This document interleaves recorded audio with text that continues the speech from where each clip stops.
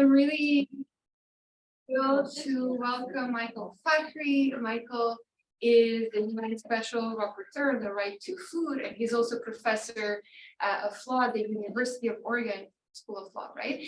And he works, and I'm sure many of you know that already about his work. He works on the right to food, international human rights law, international development, and the relations between law, imperialism, and capitalism, right? He is one of the prominent scholars in the third world approaches to international law movement or scholarship. So we're really delighted that you're here. I asked Michael to tell us a little bit about his work as the UN Special Rapporteur, and about the main ideas that he has developed so far. So his framework that rests on this idea of care, but also the interlinkages between different regulatory regimes, human rights, economic law.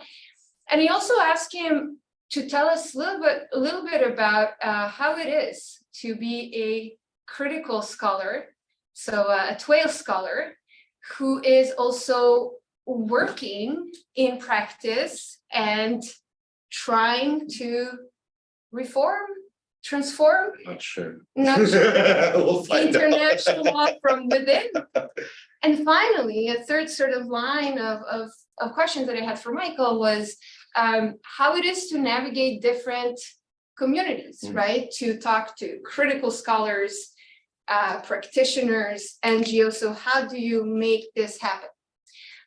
So I let Michael just say a couple of words or talk for about 10 minutes, 15 minutes as an introduction. And then this is meant to be a sort of an informal conversation.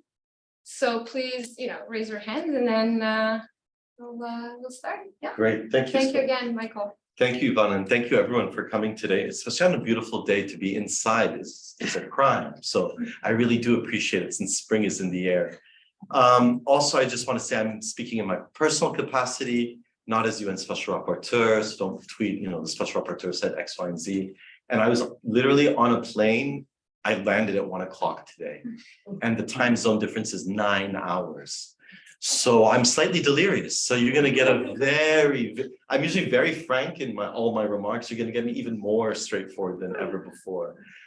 So don't hold me accountable to anything I'm saying today. I'm here because I just want to hang out with Ivana and make new friends. Truly, this is the space I hope that we're in this moment. This is sort of how I'm operating. So I find it bizarre that I'm a UN Special Rapporteur, and I'm going to, for several reasons. So first, I come from a tradition of international law that is skeptical, if not suspicious of international law, especially human rights law. So this is third world approaches to international law. There are theoretical critiques of human rights. Very quickly, human rights can be very individualistic. Human rights frames people as victims and activists as saviors, and then third world states as savages. This is Mikhail Matua. So human rights has been used as an excuse to occupy countries, to bomb countries, to liberate the women of a country and then go in and kill everyone. So sort of to continue imperialism. Human rights in the 1990s, there's different accounts. It either enabled neoliberalism or was useless in relation to neoliberalism. This is the tradition I come from. And so I started my academic career not doing human rights, but doing trade and law and development, thinking that's maybe where there's more interesting things to do and say, and all of that. So what I'll do, I'll just sort of tell you how I stumbled into this world and engage with some of Ivana's questions that way. And so, I'm doing trade and law and development, and I was a student activist, so I'm raging against the WTO. And so from activism, so I'm going to date myself now, right? This is the late 90s, I'm in law school. And then in my research, I want to ask, why did we invent multilateral institutions in the first place as a way to do trade? We can trade now, right now, we can exchange goods. I can give you something and you can give me money. We could do it across the border. Why did people invent a multilateral institution? And so my doctorate was answering that question in historical terms. And I thought, I suspect, because of the tradition that I come from of Twail, I suspect it's an imperial story. Surprise. Spoiler alert, it was imperialism, right? And then I had a sense, this is, now I'm starting the SJD, my doctorate. And I'm trying to think, oh my God, what am I going to do? The anxiety of the doctorate, it's so stressful, it's overwhelming. What am I going to focus on? And at the time, I used to, when I called my friends, I'm originally from Lebanon. So we'd call, when immigrants, when we leave, the first thing we do is we miss home and we cook the way we eat at home, right? So calling up friends, like, how do you make this dish? And how do you make that dish? Before we say even hello, like all I'm thinking about all day is food. And so I thought, I'm doing this PhD and it's, if someone asks me, what do you do for a living? If I say I'm engaged in critical international legal theories of imperialism and capitalism, like what a waste of time, what an awful person I am to talk to a normal human being in those terms. I better have something to say that's, reasonable. So I thought, okay, food, there's something, I suspect there's a food element here. There's some, let that be my inroad. This is something it'll keep me grounded, and I'm having all of that imposter syndrome, like you go to these graduate seminars and people are name dropping this theorist and that theorist. I'm going home and Wikipedia, like, what the fuck, who's this? What's this? And pretending I know stuff and really stressed out, and everyone's sort of theory this and theory that. I'm like, I need something that I can hold in my hand, so food would be something that could keep me sane and not spin off in 1,000 different directions. And also just based on histories of imperialism, I suspected it's not just food as such, but it's food in terms of a commodity. Food turned into something bought and sold, turned into an abstract idea. And I know that law plays a central role in turning things into commodities. So I'm like, okay, it's probably a commodity. And I'll be very honest. I'm like, I have friends in Ghana and I really want to visit them. Maybe it's a story about cocoa. Maybe it's a story about coffee. And then just through reading, and there was one line in a book about the history of trade, and someone mentions the Brussels Sugar Agreement of 1902. What was this thing? And then it was sugar.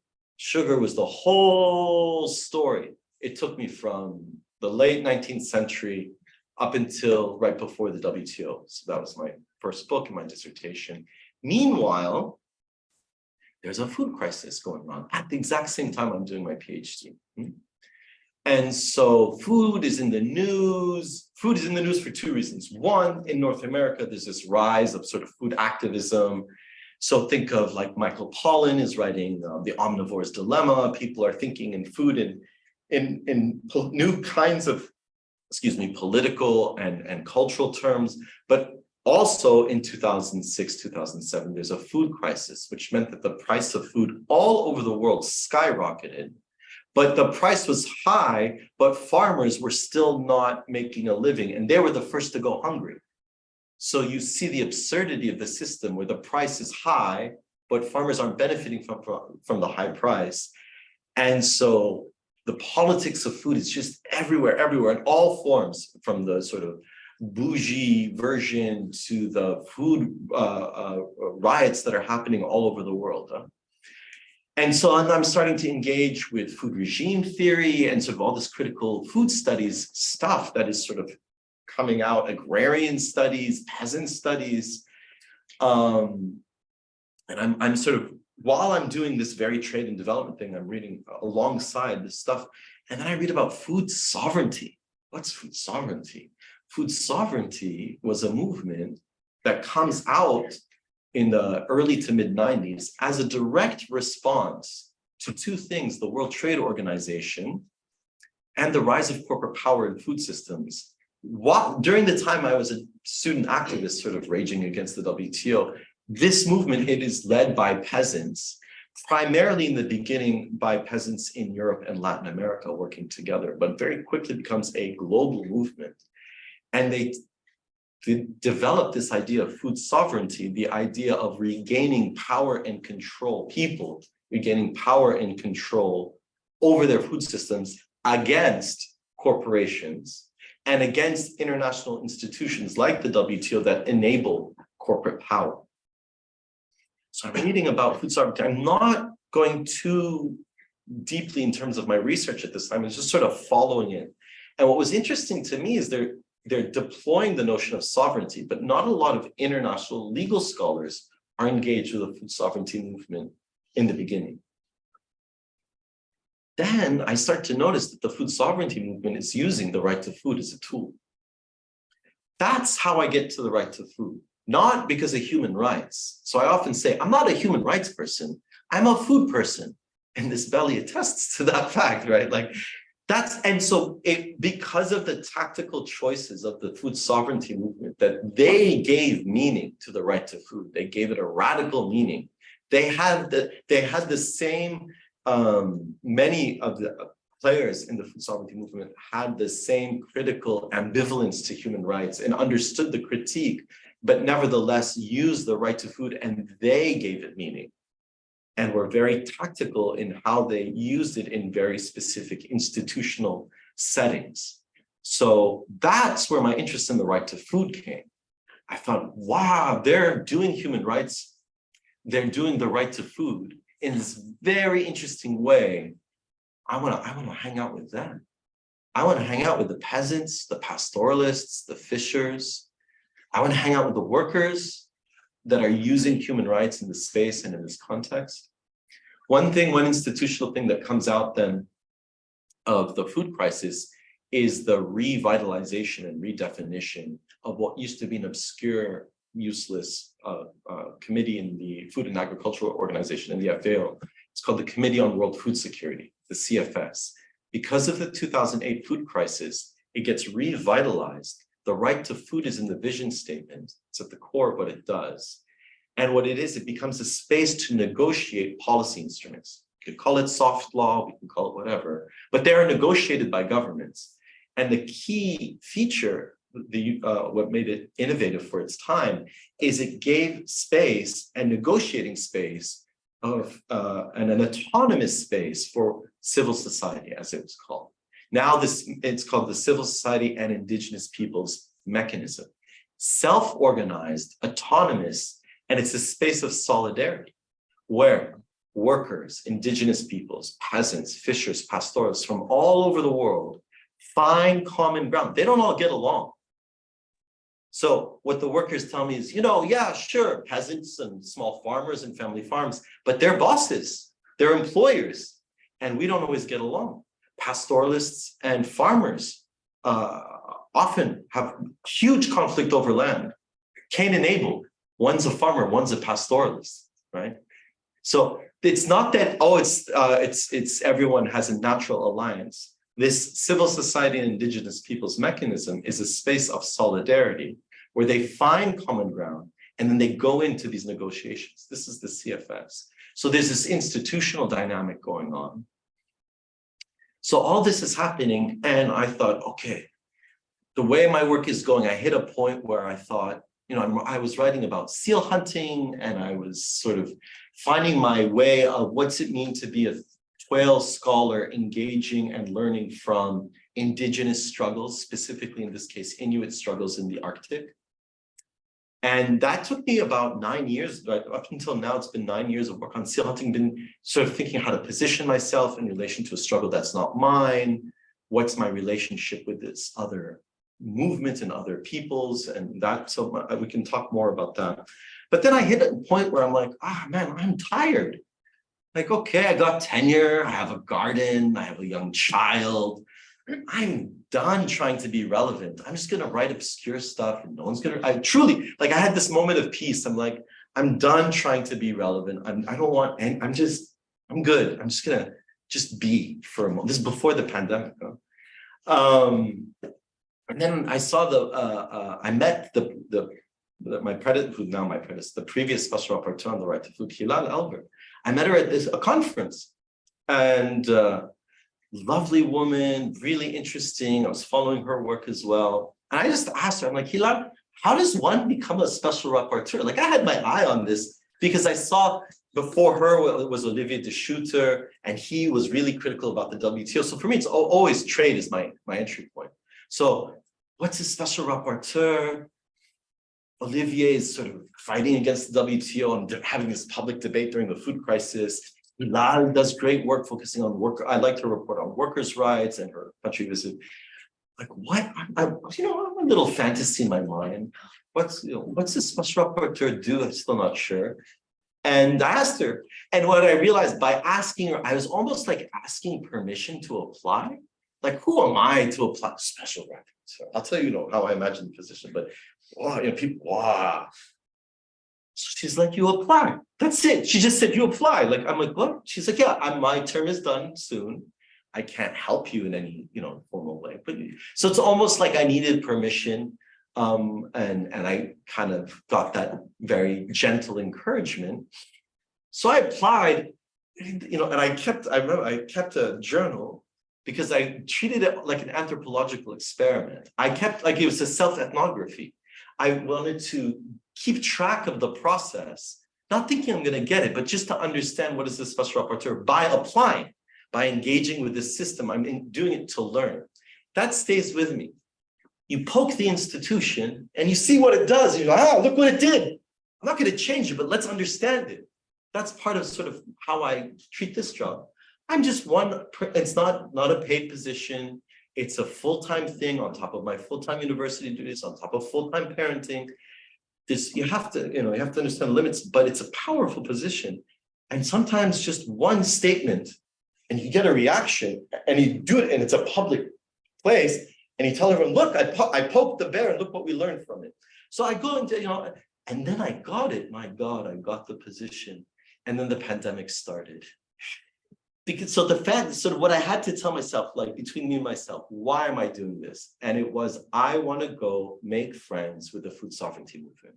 That's it. That was it. I want to go become comrades and friends with those people.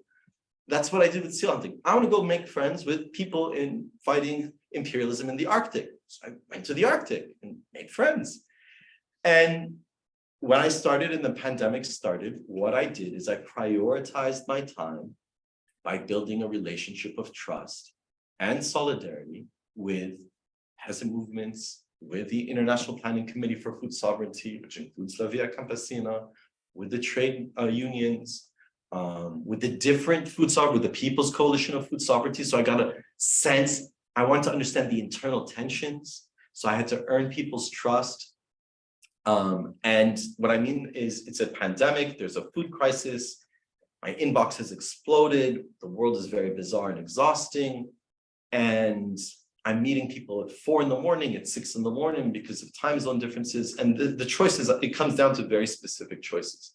Do I meet with the representative of the peasant movement from Pakistan, or do I meet with Fancy Pants diplomat from so-and-so country?